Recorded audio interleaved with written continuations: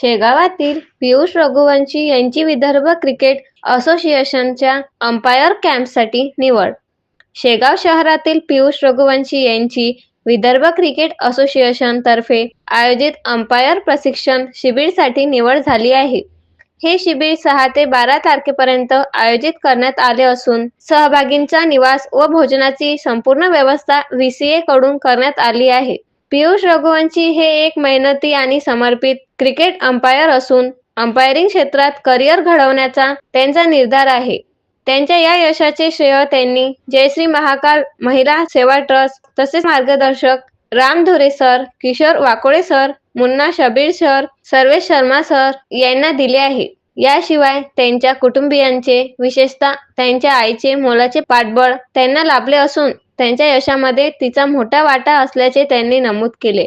पियुष रघुवंशी यांच्या या यशाबद्दल सर्व स्तरातून त्यांचे अभिनंदन होत आहेत. युवा क्रांती न्यूज शेगाव.